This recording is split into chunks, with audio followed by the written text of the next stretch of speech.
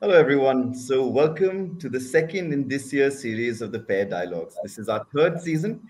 And as we began a couple of weeks ago with Susan Ferguson, which was a wonderful conversation that we had with her about all the work that she's been doing at UN Women, as well as the work she's done prior to that. And more importantly, just the way that she looks at our society and looks at the kind of things that she is working on, right? And I think that was wonderful. We've got another very special guest with us today. Um, Even in a very short interaction that I've had with her prior to this, I'm going to take the liberty of calling her a dear friend just by virtue of some of the thoughts that we've shared and the similarities that we have in our thoughts, right? Just as another reminder to everyone, we're in the middle of this year's online experiential program of the FAIR project. And within a month from now, you will be watching all the wonderful showcases of the 32 individuals who are a part of this year's cohort of the FAIR project's online experiential program. So please do stay tuned in. Next month in July, you'll be hearing from all of them about the wonderful things that they think about our world and the things that they want to share with you. But for today, our friend, our guest is Akhila Sivadas. Akhila is the Executive Director of the Center for Advocacy and Research and trustee of the NAS Foundation. Over the years, she has spearheaded community engagements and research on issues relating to gender, development, its impact on the lives of marginalized communities, and a lot more. But I'm not going to go into that because I'm sure during the course of this conversation, she'll be able to do a lot more justice to all the work that she's done than I possibly can in this introduction. Hello, Akhila. Thank you for being here with us. Thank you, Ramit, for having me over. No, please. Okay, let's just get straight into it, Akhila. I think the one thing that I want to ask you, and I'm probably going to take you back over 3 decades, right? So to whatever extent memory serves you, what actually got you going into this space that you're in, right? Because I know that before the Center for Advocacy and Research, you also had the media advocacy group that you were working with, right? And there's a lot of wonderful things you did then. I was probably 7 or 8 years old at that point in time, but whether it would be Doordarshan or Z, I know there was just all these things that you were doing back then.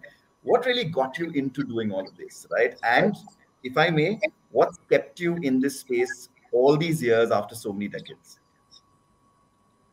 So again, to reiterate, a big thank you for having me over.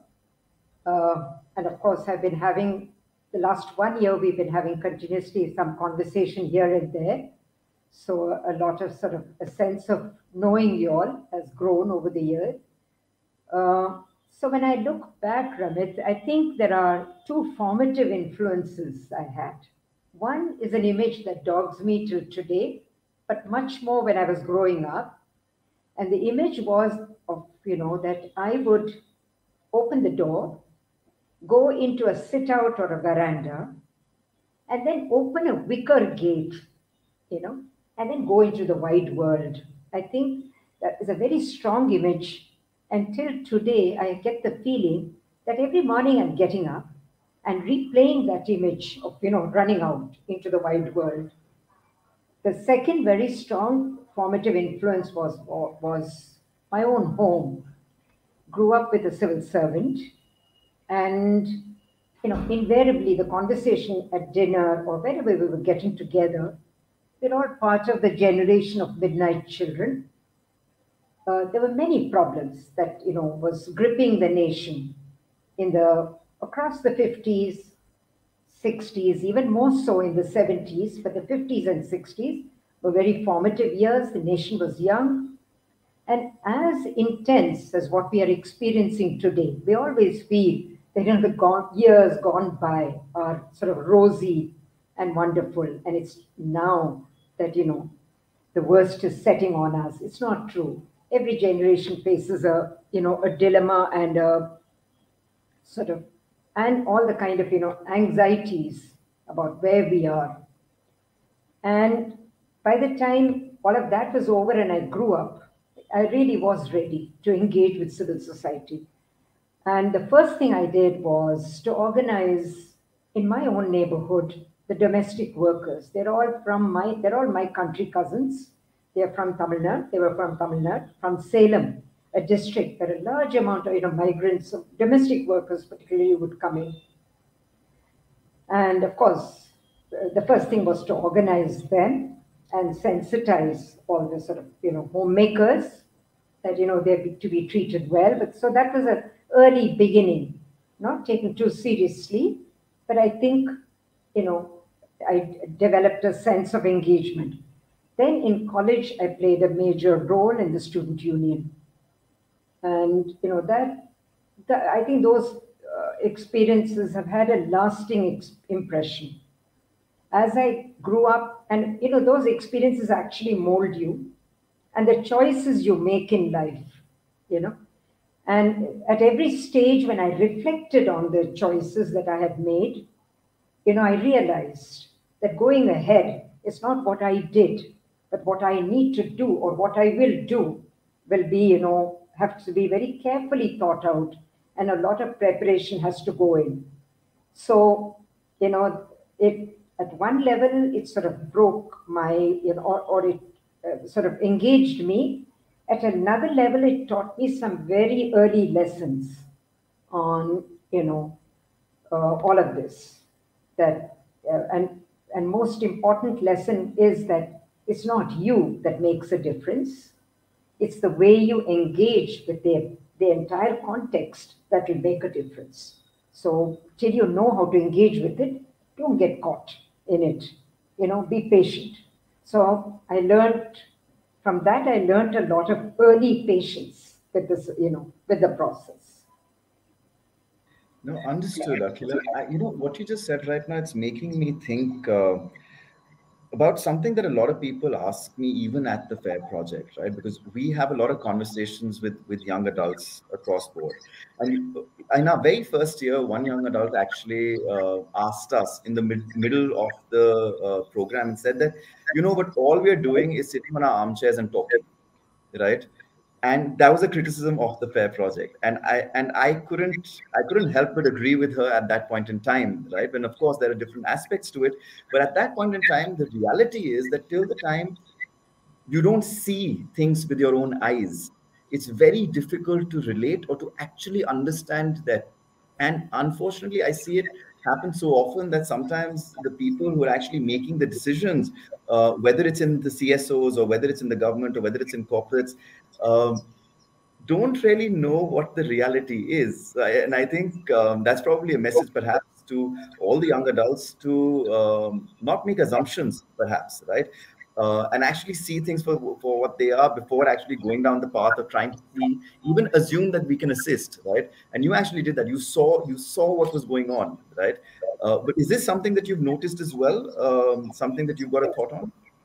Yes, not only see, but also understand as to what is actually you know understand the mover, understand the enabler, understand the whole context.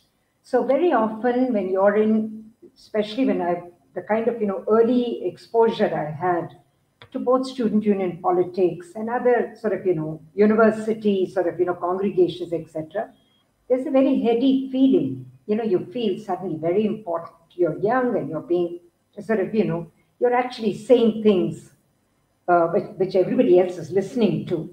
You're actually getting people's attention, and then you realize, beyond a point, you realize, and there are many moments at which you are actually stopped on your tracks, and there are different ways in which you're made to realize that maybe you don't know the context well enough. Maybe you need to reflect more. Maybe you need to know more. Maybe you need to understand more.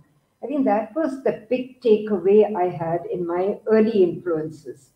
And that really stood in my stead as I went along.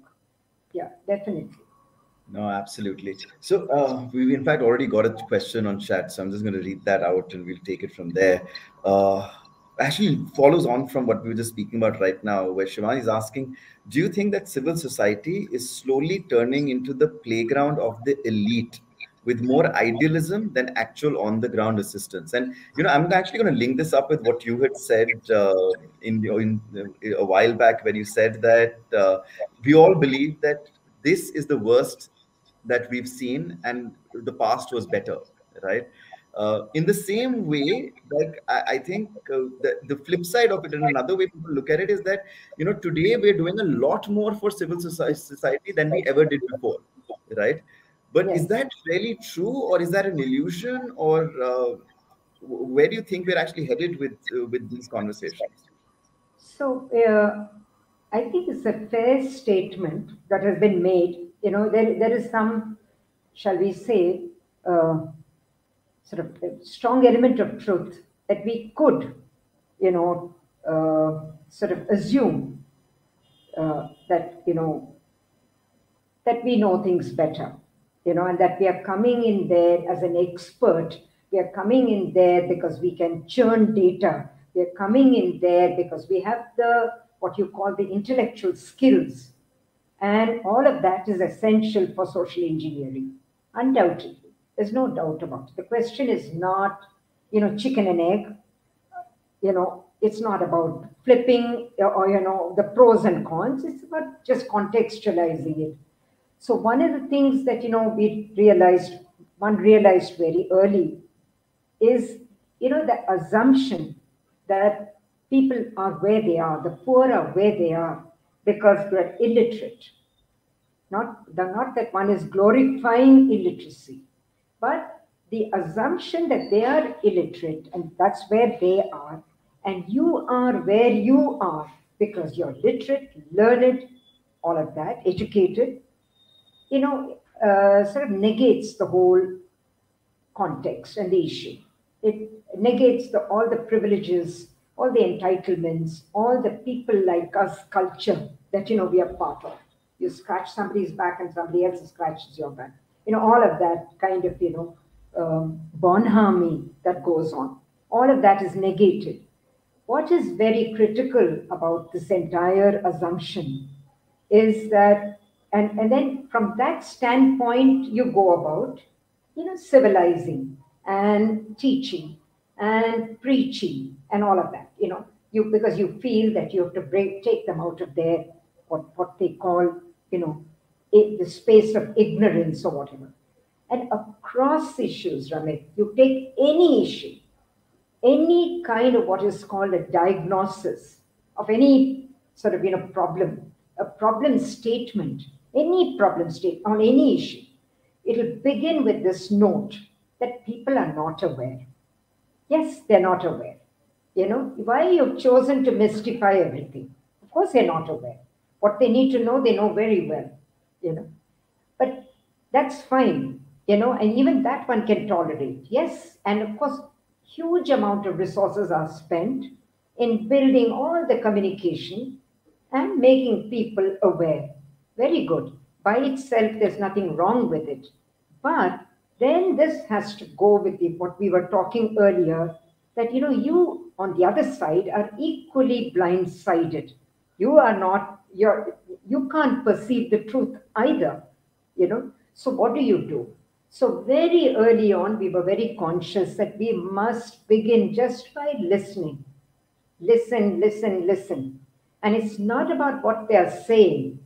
It's about everything that is around them. Listen and practice with them. Not listening doesn't mean sitting, squat on the floor and listening. It's about listening to everything that they do, everything that they say, how they engage. So the whole exercise of listening is so critical.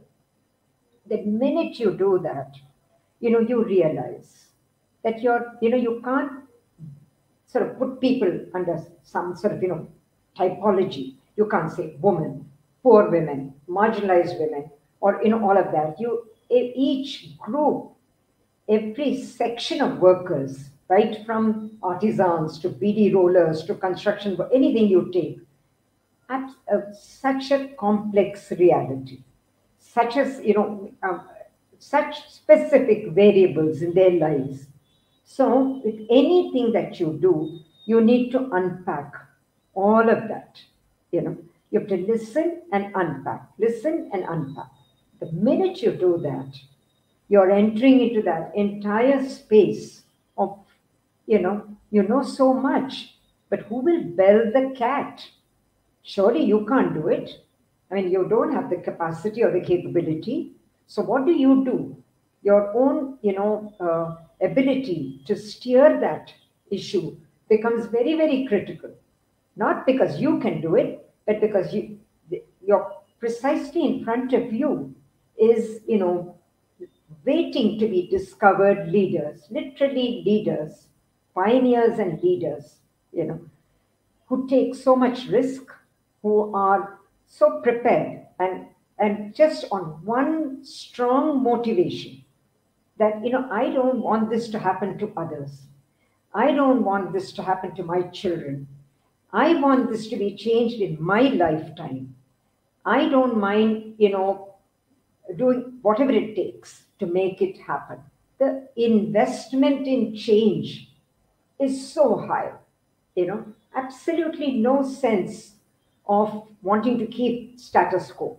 That's the level of drive and motivation they have. So you're immediately now developing what is called multiple voices, multiple agencies, multiple, understanding of their ecosystem. It could be everything from family to community to all the diverse institutions that are very often making a mess of their life, because they just don't know how to deal with it. Not because they have any malified intent. Most people are good. There's nothing called a villain. There's no villain in this story. It's just there is all of that mystification on both sides. The demystification cannot be one-sided. So it has to be both ways, and nothing like practice. Doesn't matter if you don't go far. Doesn't matter if you're pushed back. You can always come back. You can always, ricochet or whatever. And in fact, come back with even greater conviction and greater force and a greater, sense of belonging. Mistakes are not bad by themselves. They're very good, in fact, in practice, because immediately you rally around and know what to do next. So it's that kind of learning that young people have to do when they set out into a sector like this, or into any sector.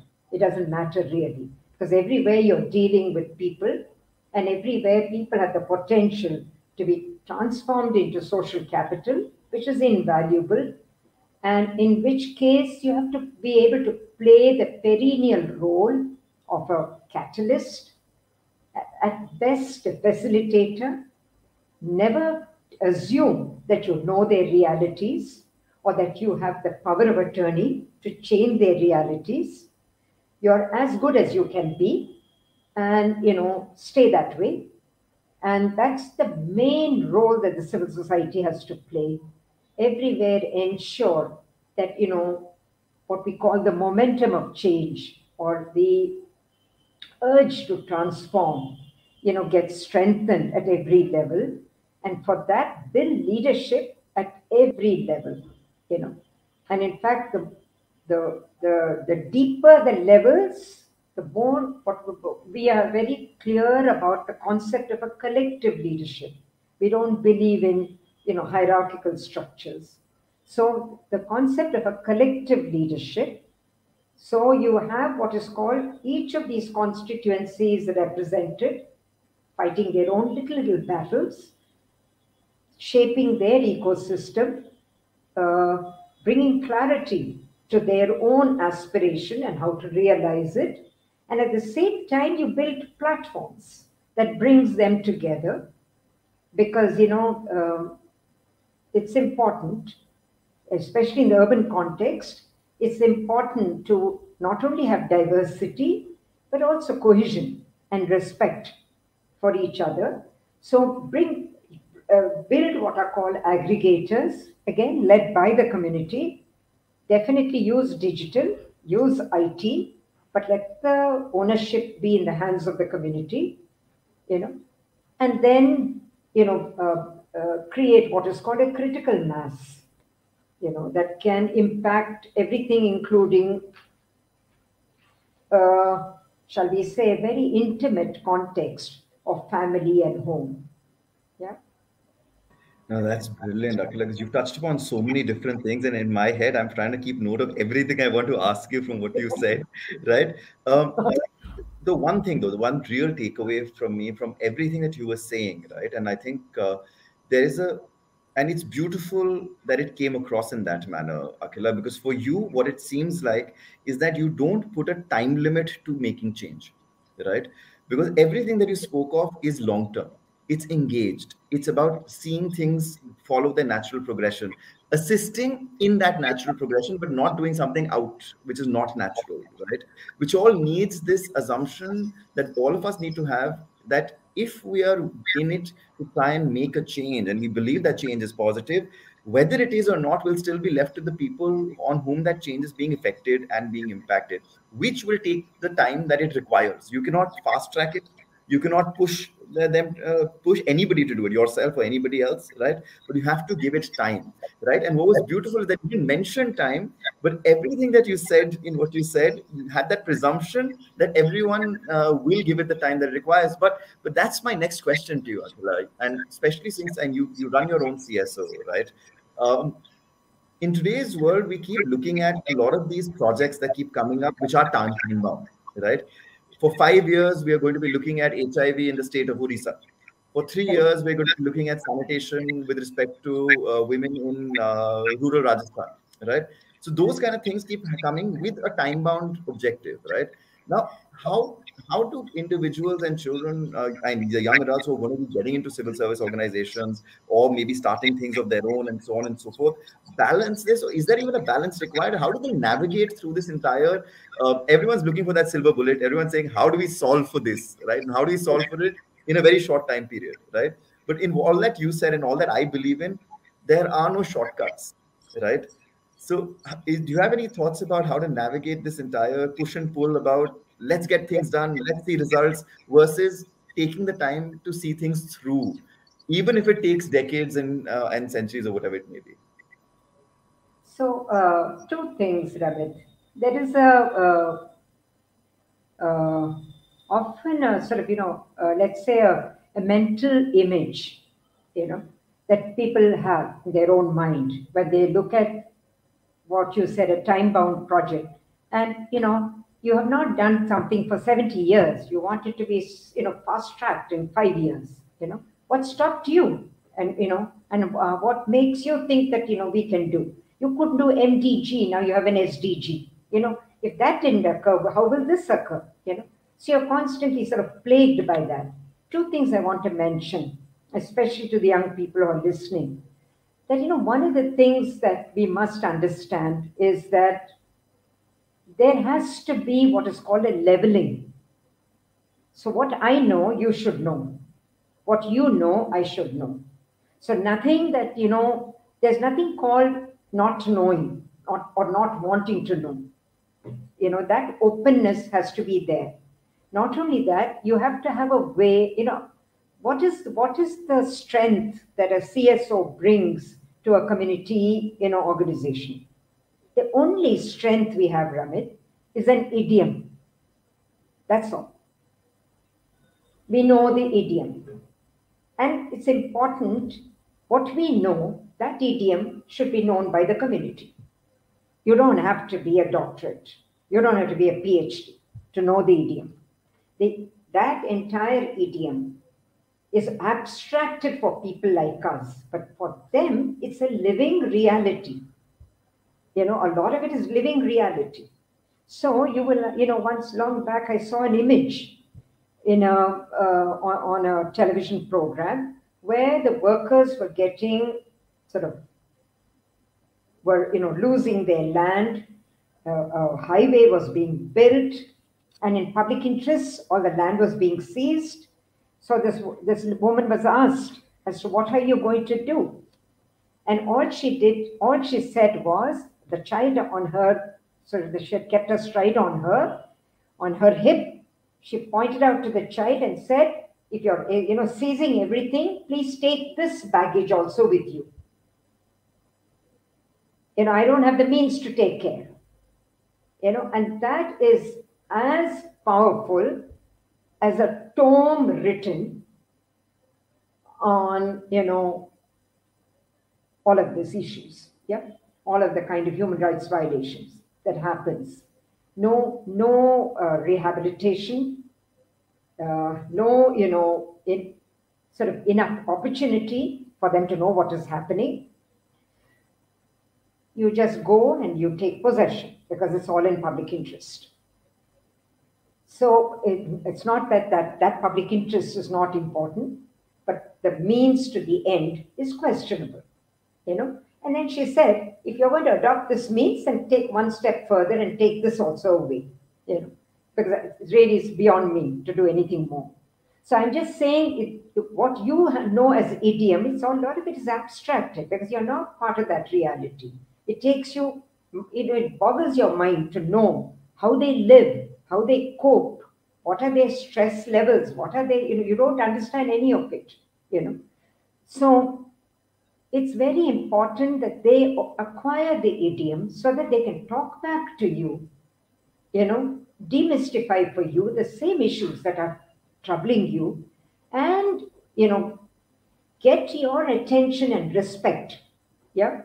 So that exchange is critical. You learn from their life experiences, they learn from your whatever, idiom or whatever little intellectual knowledge you have. And every issue is bursting with that knowledge. Let us not assume, that life is simple anymore. Every decision you take is informed by so many factors and variables. You have to understand them. Some bit you understand because you live there. You know the terrain, you know everything. But there are things that you don't understand. There are many institutional processes that you don't understand. You should be given a chance to understand and then take an informed decision. So that's one part of the process. And in a 5-year project, what are you doing in a time-bound project? You are, and obviously there are results to be got.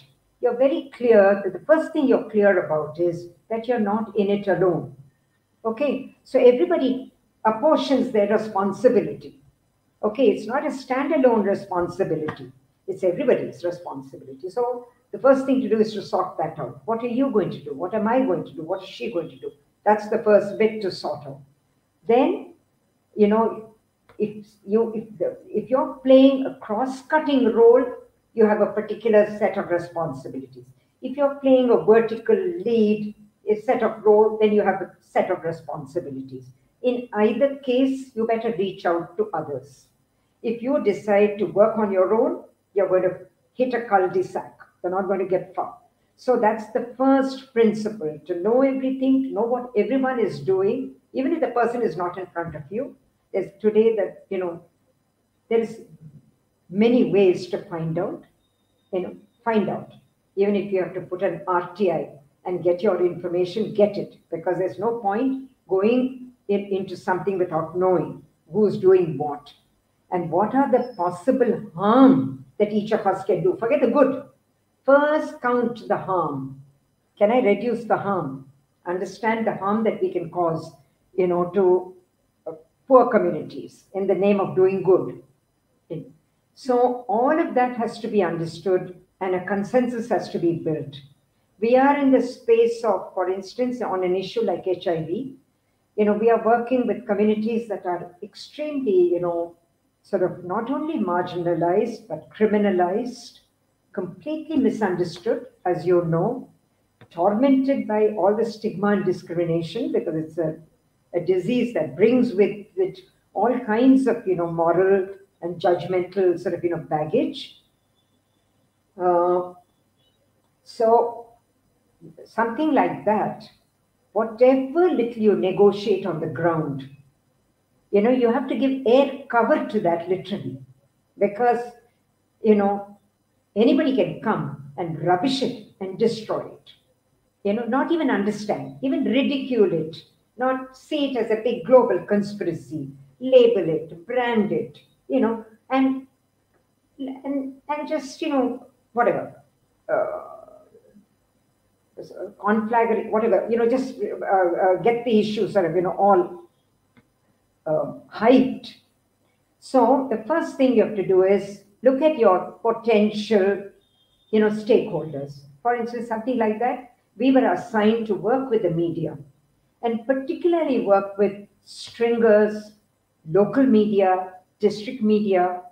They can completely misunderstand these issues. They themselves don't know.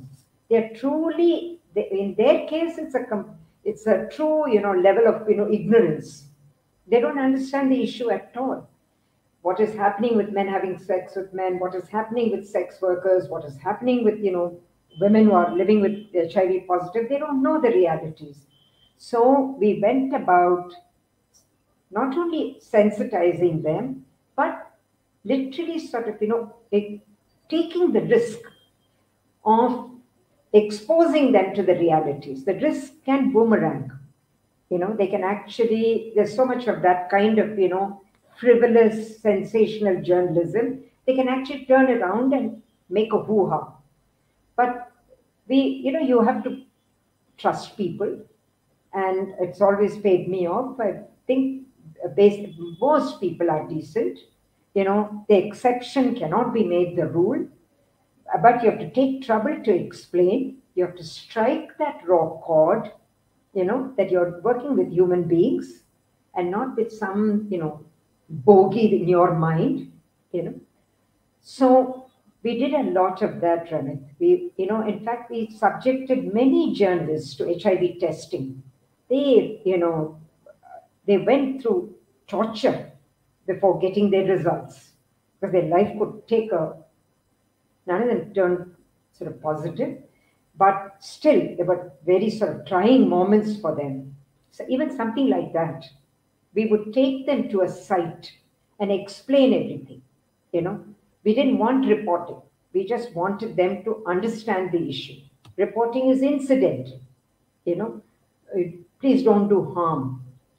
Doing good, we can do it later. But first, reduce the harm. You've created such a,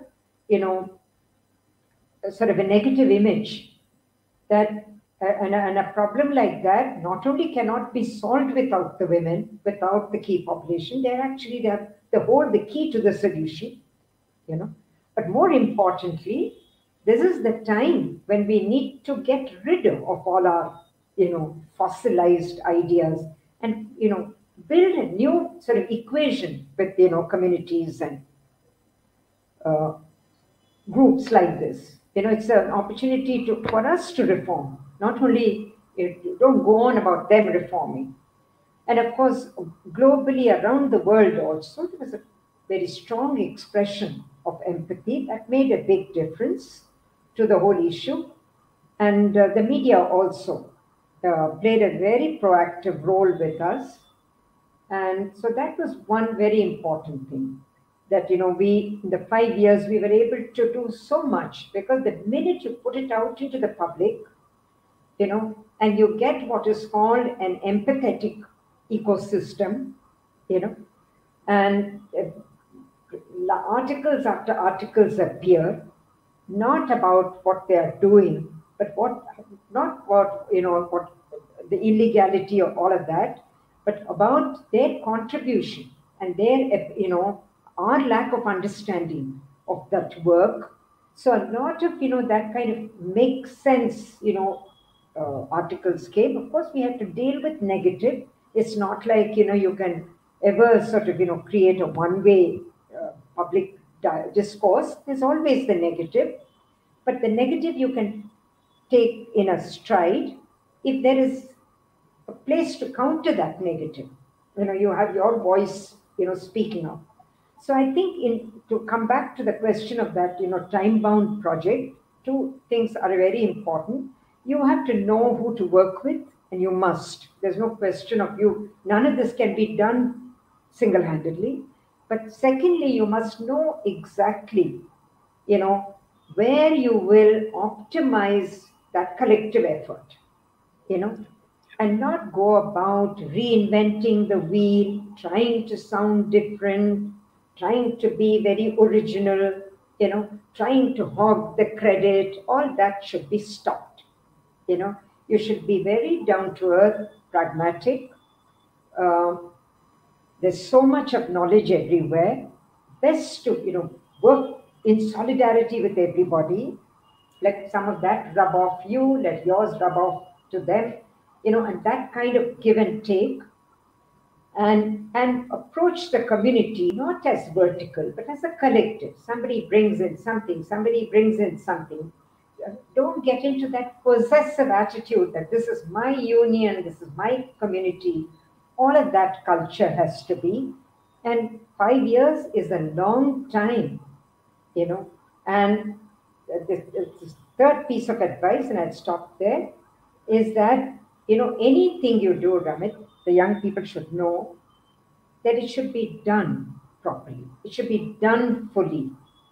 Don't get into, what is called midway disillusionment. Oh, this will not work.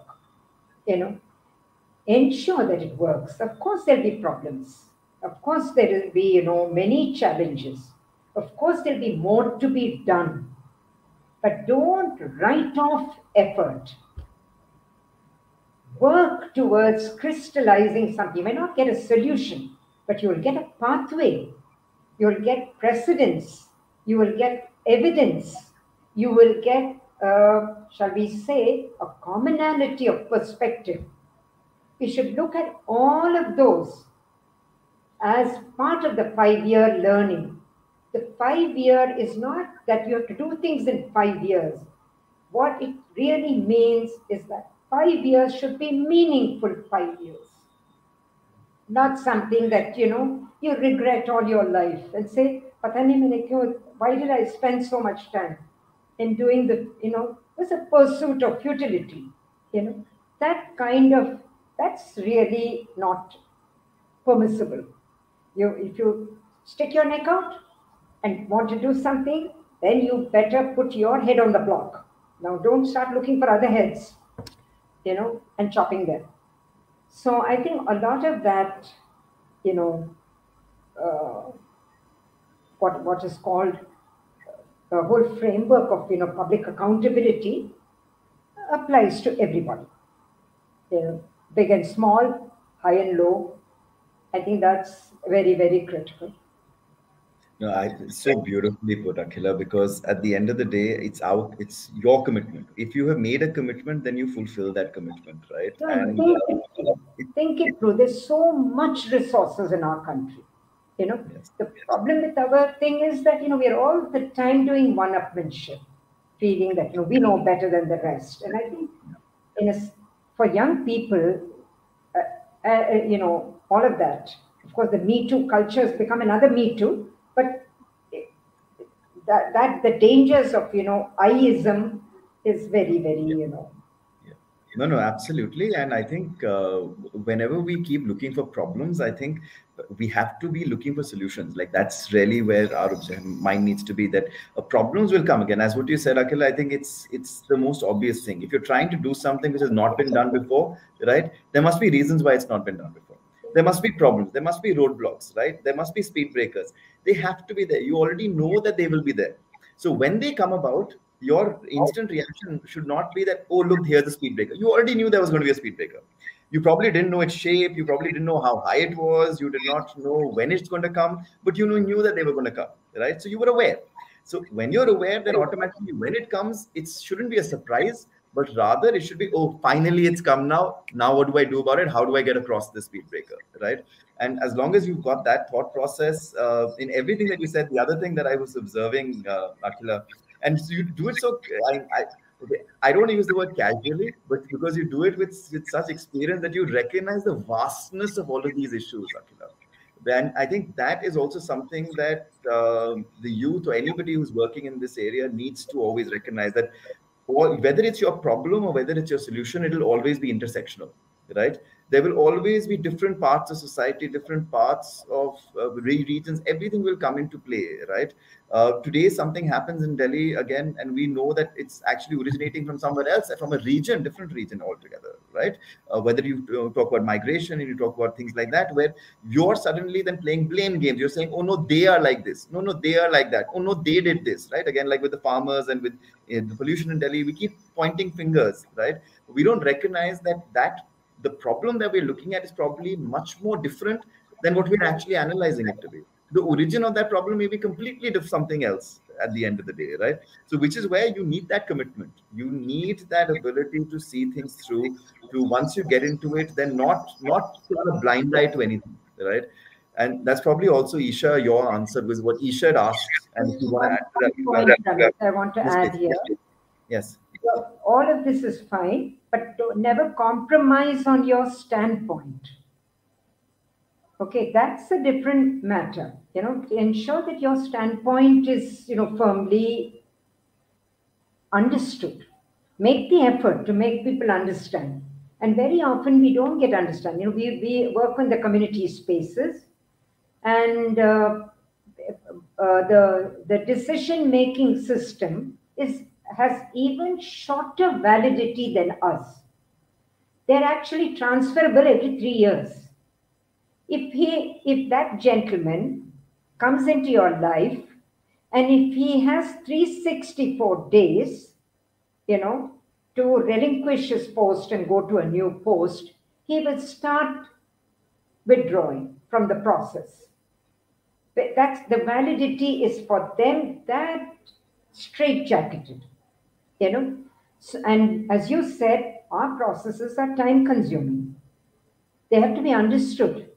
You can't play around with people's lives, and so you have to be ethical and,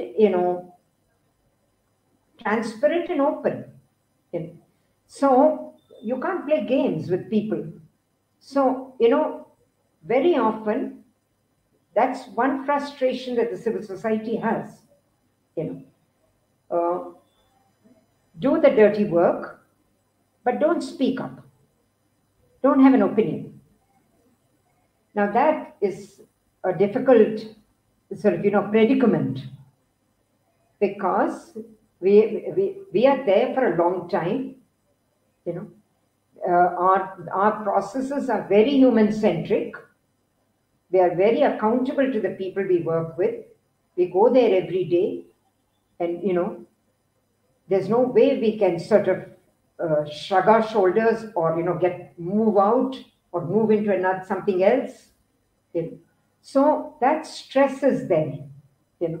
But despite that, we should look for ways to make even that system, which has short attention, short validity, ready to take on complex problems and address it properly. Create enough public education so that somebody can come and go, but the public knows what they want, and there's enough public awareness to tell the next person who walks in, listen, please complete what was left undone. Our expectations are there. So I think that the patience with that process is what we need. So but not to give up. You have to look for ways to make things happen. So the 5 years have to be very meaningful. It has to clearly show that some, results have been firmly achieved, gained. There's no rolling back on those results. And one major result is people's readiness. Yeah, that's something that will last forever. And that's our role, to get people ready. So tell me, Akhila, I think right now you just touched upon something where you spoke about how sometimes things aren't as easy for civil society organizations as well, right? Because the way we interact with either government bodies, administration, and so on and so forth. One of the things, unfortunately, I've been hearing a lot over the last 3 or 4 years from young adults is that they believe that it's tougher today to be a part of civil society than it was, say, 10 or 20 years ago, right? And again, whether it be from the turn of this decade, whether it's from the last 5, 6, 7 years, it's getting tougher and tougher, because we are seeing this, that what you spoke about civil society, we're being asked not to have a voice, but to do the work on the ground, right? Now, do you actually see that to be true, that it's really something that's new, that's happened only in the last 7 or 8 years, that things have been difficult for civil society? Or do you see that, again, because you've got the experience from all these decades, right? Or do you recognize that it's always been a little difficult for civil society, right? And it can't, that can't be difficult. It's always been difficult. Yeah.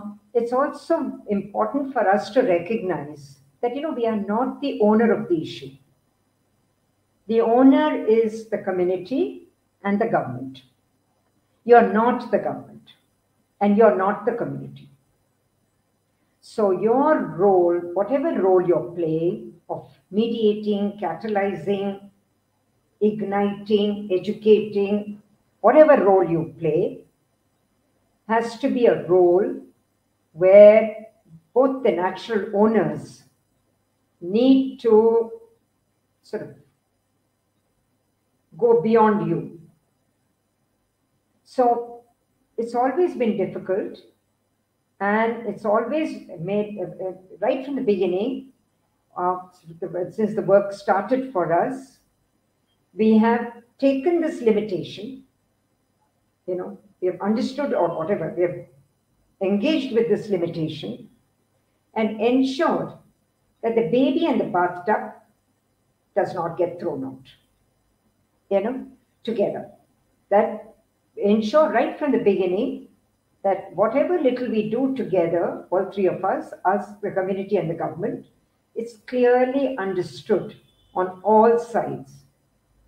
It's not advantage for one side. It's not like that. Everybody has to understand. They have to play their part. You have to unlock the system. The system is very locked. It's like a grid. You have to unlock the system, and you have to, within the community, you have to build the leadership to, go beyond unlocking. Unlock and then do what? You asked for a community toilet, I built a community toilet. What next? I build what is called a governance structure around that community toilet.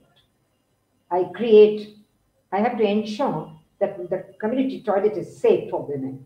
I have to sensitize. I have to ensure now we are actually saying in the community toilets that in the women's section we will have trans women. In the male section we will have trans men. Because everywhere you can't run around for a transgender toilet. In every city there may be one or there may be two. And not everybody is in their home. You may be in a public space. I may be in a government office. Which toilet should I go to? Define all of that. There's so much of nuts and bolts to be done, Ramit. All the misunderstandings are appearing because all of that is not being done. Yeah. So all that we have to be clear about. It's not about, it's like getting all the ingredients of your recipe ready, before you start lighting the gas or getting it going, All those preparations, very, very, very detailed preparations are made. Evidence is collected. Documents are brought together. We don't want the system to say no, because they have many opportunities to say no. Some of it is out of evasion, but a lot of it is because the fine print, traps them. They're scared. Even if they want to work hard, they can't. So why? We don't have to get that from. He's only a middle level, official, or somebody sitting there. He's not a decision maker. He's like any of us. The court gives a directive. It's flouted. It can only give a directive. It cannot deliver. So the person who's delivering has to be with you. Has to be as diligent as the person who's seeking it. Both have to be diligent. So the point is not which rule to change. The point is which rule to be ensured that the rule will be properly, delivered and then executed. If you make a rule, then you must know how to apply that rule. You can't say everybody should have Aadhaar card and stop making Aadhaar cards. Yeah. So all those unlocking of the system is what we do. We do day and night, because without that, you're constantly facing a very very defensive system. They don't want to deal with the poor. They don't want to deal with people with no identities. They don't want to deal with anything that, that makes them go, that forces them to do that, take that little extra risk. They don't want to. So what you have to do is to ensure that, but even in that, the system has to cooperate with you. You can't pull it out of like a, Jenny from the, thing. They have to come around and say, okay, we'll make your birth certificate. Okay, we'll make your income certificate. Okay, we'll give you the voter card. They'll have to ensure. My landlord is refusing to sign my papers.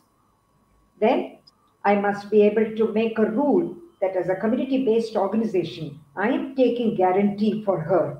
And all of that is happening, provided that there is a collective platform and it's all in written. There is a formal procedure so that you have one procedure superseding another procedure. It's all about that. So just, the last point is this, that, that you'll not only have to work collaboratively, you have to find ways of unlocking. Every system has its whatever, not just baggage. Yes, I go to the extent of saying, Akhila, every human being has it also, right? Yeah. If you're talking to another person, there will be certain things they'll be defensive about, certain things they'll get angry about, certain things they will not want to do. And Yeah. with every human being as well, you'll find that way, like in your own homes, whether it's with our mothers, with our fathers, with our sisters, with our brothers, we find a way to speak with them about the things which are otherwise uncomfortable, right? No, Or which the problem, Ramit, is not that they're different. The problem is that they're very insulting. We are also caught into that structure of, we are in a very hierarchical, and a lot of the feudal influences are still there. So that part is what is extremely sort of, and that's where the collective strength of the community is important. And they're understanding everything, negotiating not from a point of view of I don't know anything, I know everything. I know what you're supposed to know. Now you tell me, do you know everything about me? So if he turns around and says, what do you know about me? She'll rattle what she knows about him. Then he'll be forced to stop on his tracks and say, okay, tell me about yourself. So it's all of that element of leadership to unlock the system and move on. Yeah, and in unlocking again, it's all of these different, and I don't even want to call them tactics, Akhila, but I think it's really all these approaches that one must take, and these approaches keep being different. Like from again what you said, right? Some officer somewhere may not be doing a particular thing out of fear, because they may be fearful that I don't know what I'm doing, what I'm supposed to do. Do I have the authority or not? Most times they don't even know whether they have the authority to perform a particular task or not. All their subordinates, because a lot of the notings are not made by the senior officers. Many of the notings are made at that operational level.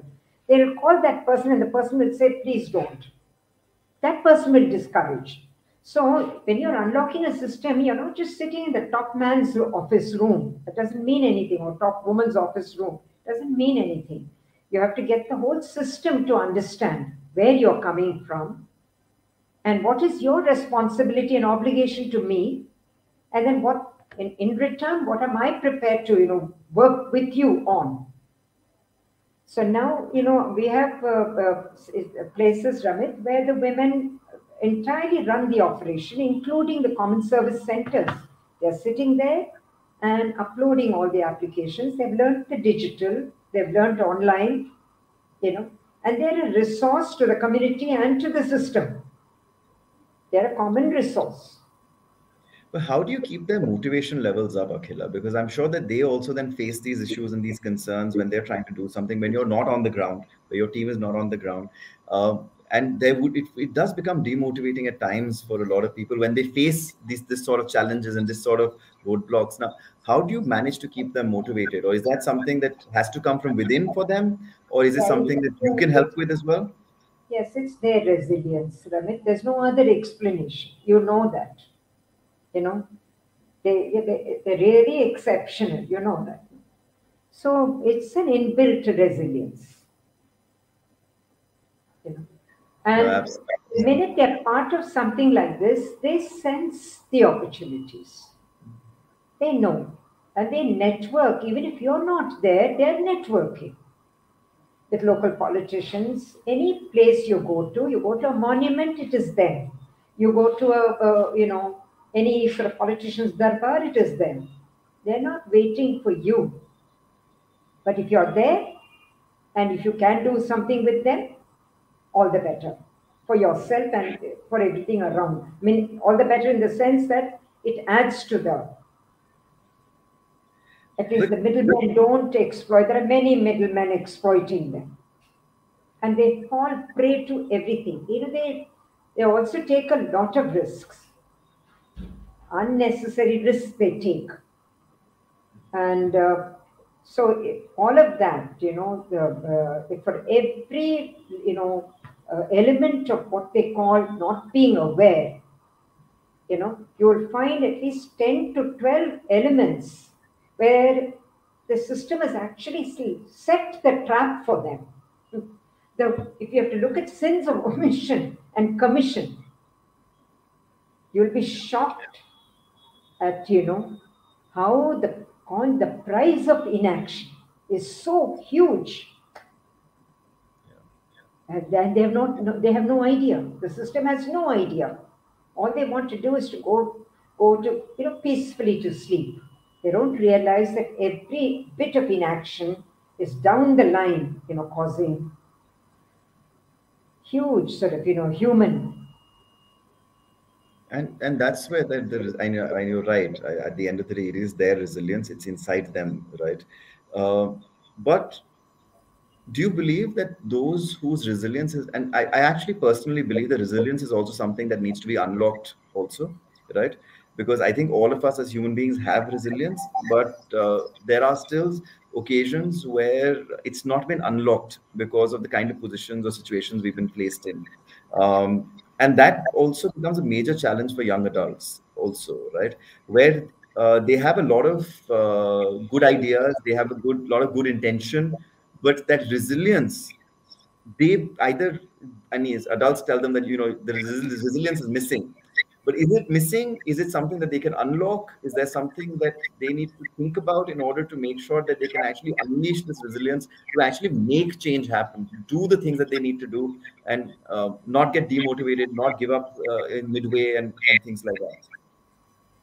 I think Or a is lot, it just yeah, I think a lot of the young people I find wherever I go, firstly, are very, very consciously uh, getting into streams where they can be mentored, where they can actually see things happening, where they do, they contribute to something, some sort of skill work, but in the process, develop a deeper insight.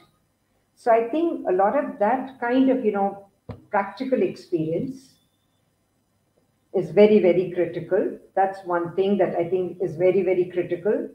Also, I think a lot of what is called, if there can be strong peer platform where they actually exchange with each other, like what you have, and see, as to not just, not measure success in a crude, in a sort of, in a in a material or in a very materialistic or a very crude way, not reduce it to all of that, but develop other yardsticks of measuring success, which includes the ability, this what we call this this, to tap into the resilience, you know to the ability to build whatever. There are different kinds of safety nets, like there are different kinds of poverty. It's not always to do with money. There are other kinds of, both emotional and other kinds of, whatever, sort of impoverished, whatever experiences people have. So if they could build a strong security or it's kind of a platform that actually reflects all of this, it's caring, it's nurturing, it's, bringing the different, whatever, experiences and standpoints together, I think they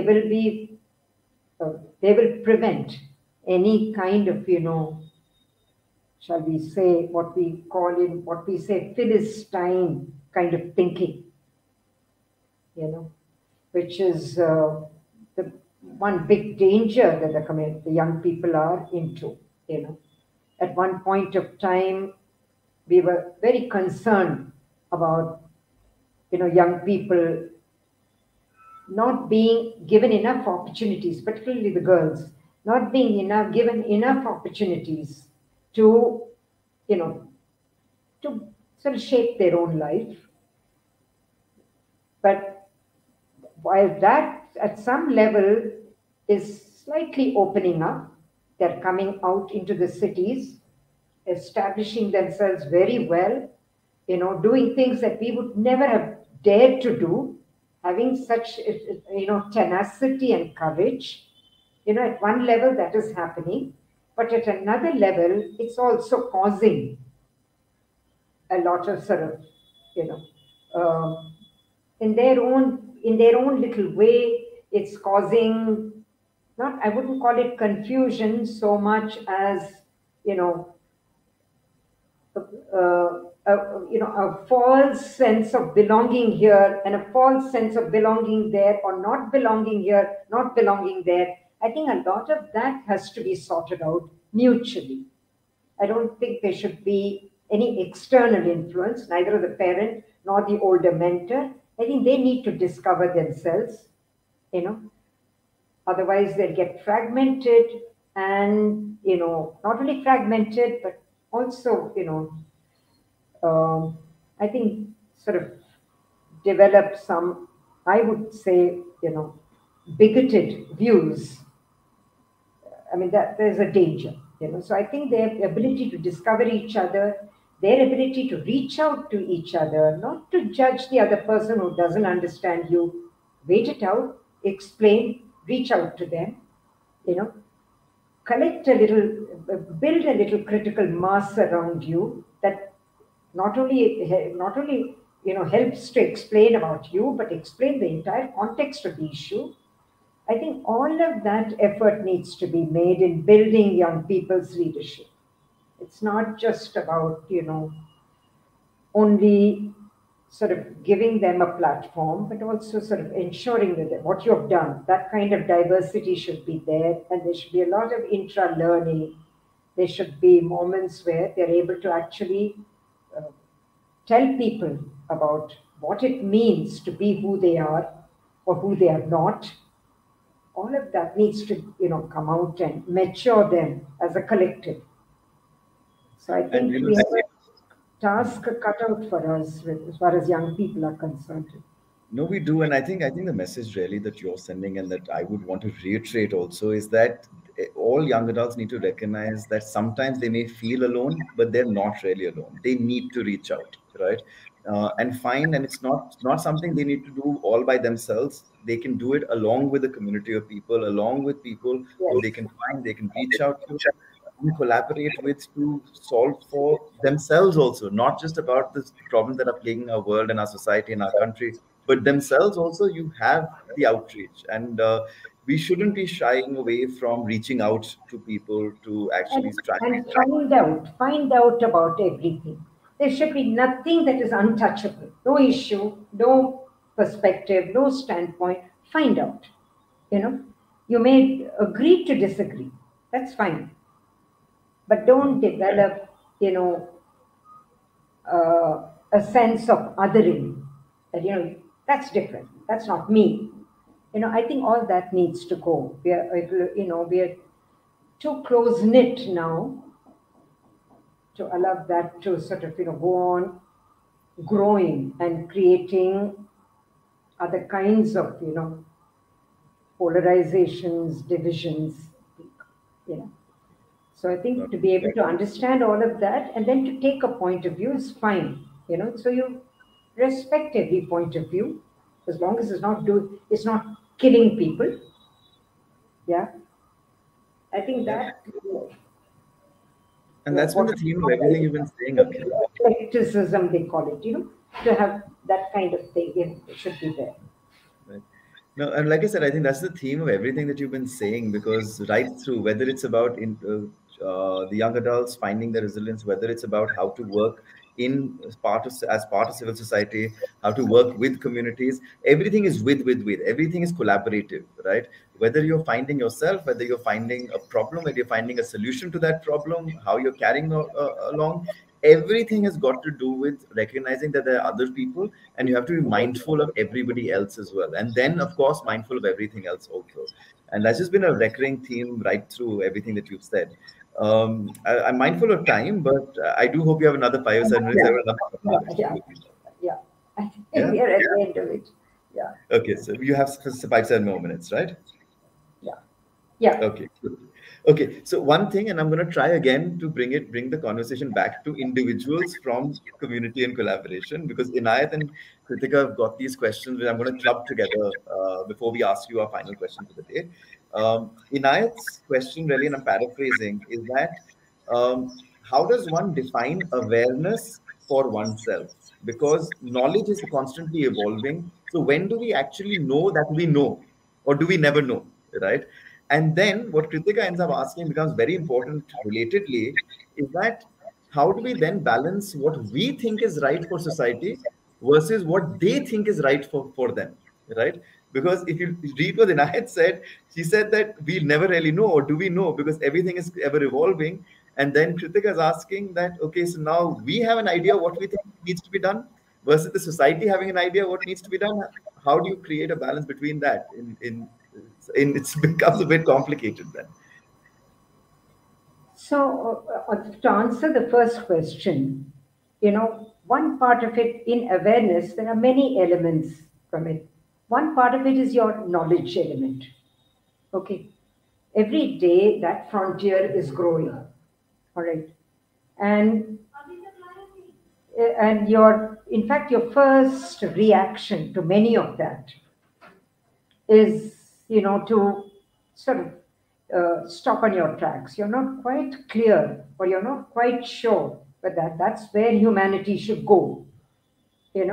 So knowledge has that element of, you know, uh, being sort of irreverential sometimes, going into spaces that you're not sure of. Okay, so that part of it is there. Then the other element of awareness is to just sort out for yourself as to where are you on a particular issue. You're talking about the farm issue. Where are you on that issue? What do you know? What are you judging that issue? What are the parameters you're using for yourself to arrive at an opinion, then arrive at a decision, then arrive at some kind of what we call some kind of, shall we say, an authoritative position, let us say. You're looking at many things when you're getting aware. So very often we find that, when we are working in the community space, the best way of seeing whether that awareness has whatever staying power and ability, has authenticity, has relevance, it's best to take it back to the community. you know there are many factors that you have to take into account. You will find we are finding now an anomaly in the urban living, among the urban poor. We find that their their health-seeking behavior is extremely low.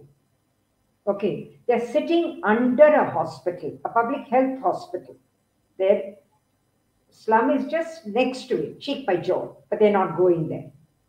They're preferring to go to a local doctor, an RMP, whatever, the medical practitioner, and get some relief, and then move on to that day's work. They don't want to get trapped in all of that system, the formal system. They don't want to be part of any formal system, neither school, nor hospital, nor workplace. Okay, they want to stay informal. They've developed their own little network. Okay, now, when you go there, Your first attempt at health-seeking behavior is not to go to the hospital, but to revitalize the neighborhood health system. It could be even that RMP. It could be a local mohalla clinic. It could be a PHC. So the first thing to do when we go over there is to actually look. First, we revitalize, the platforms that are there on the ground. They have something called the Mahila Arogya Samitis that are lying defunct. We revitalize them.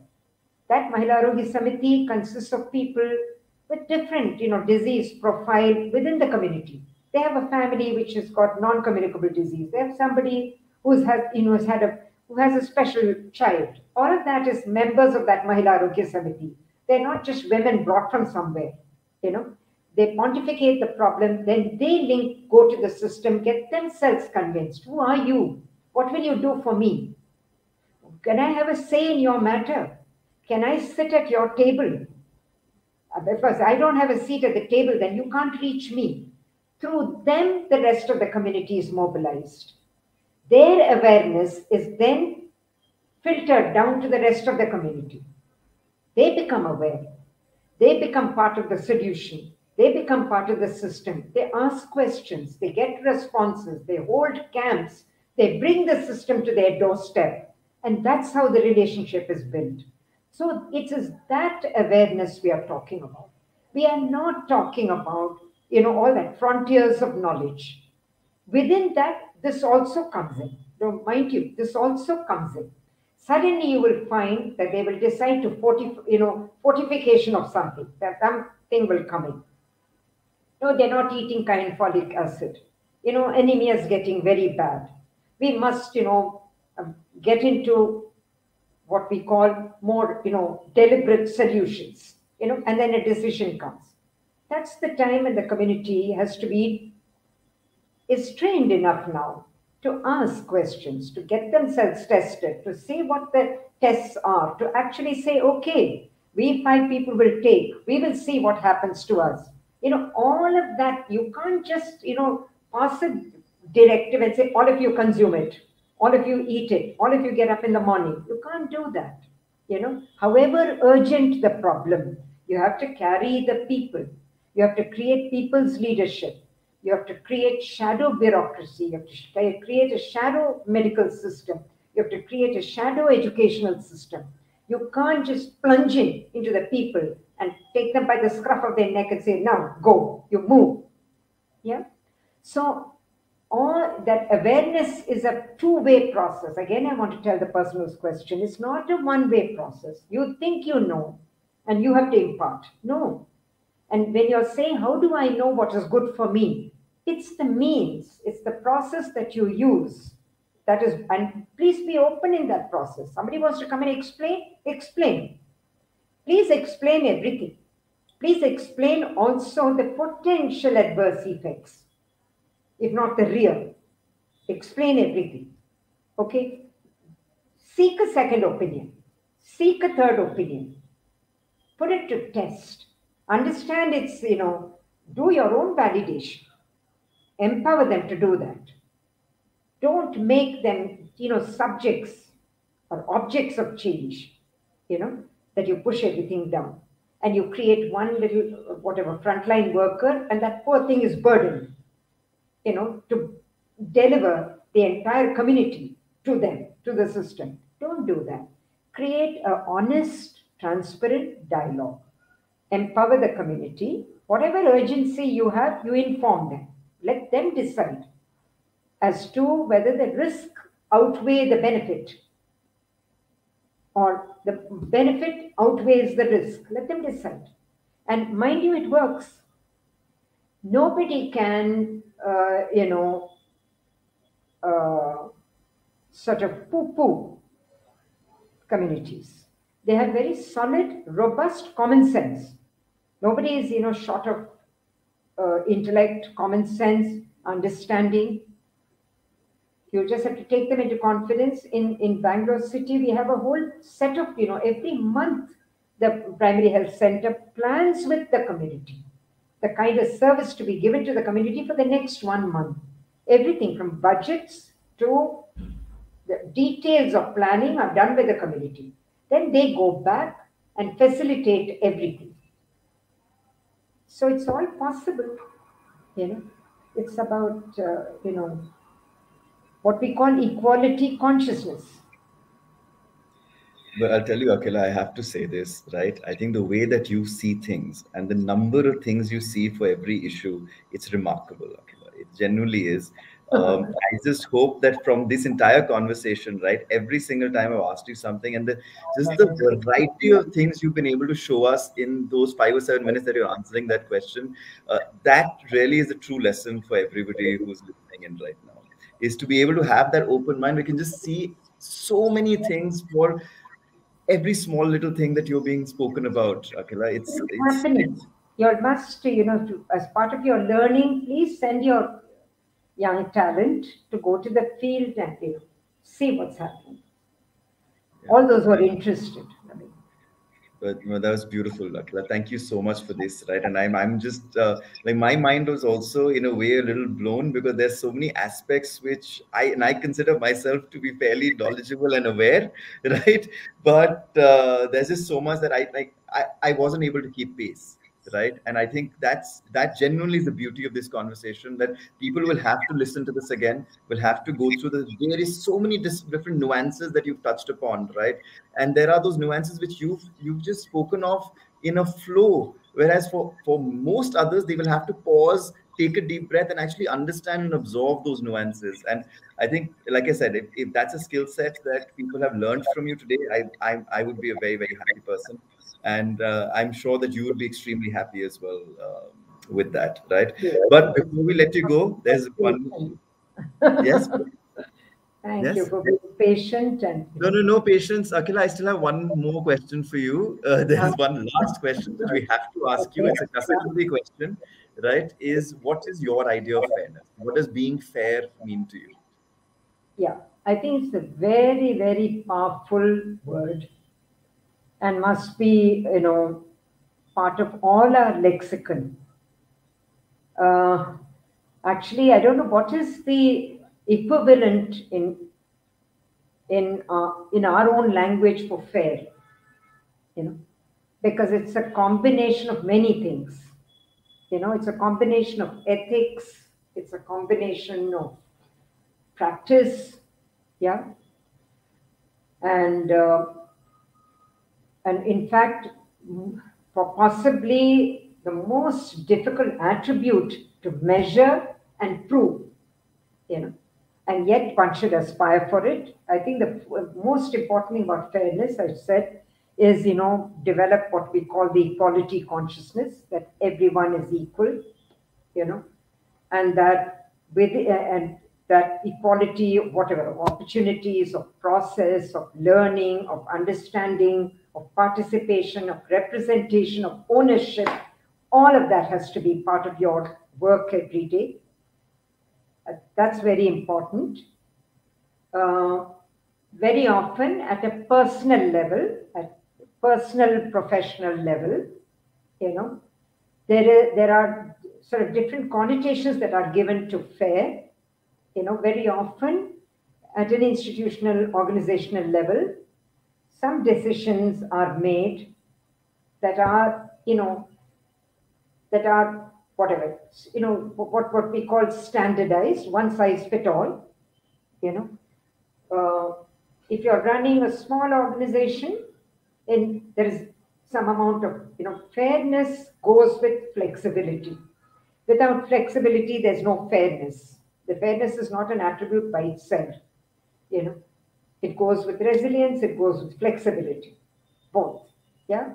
So immediately your concern there is about, if you are an equal opportunity employer, then the ability to exercise fairness becomes very, very critical.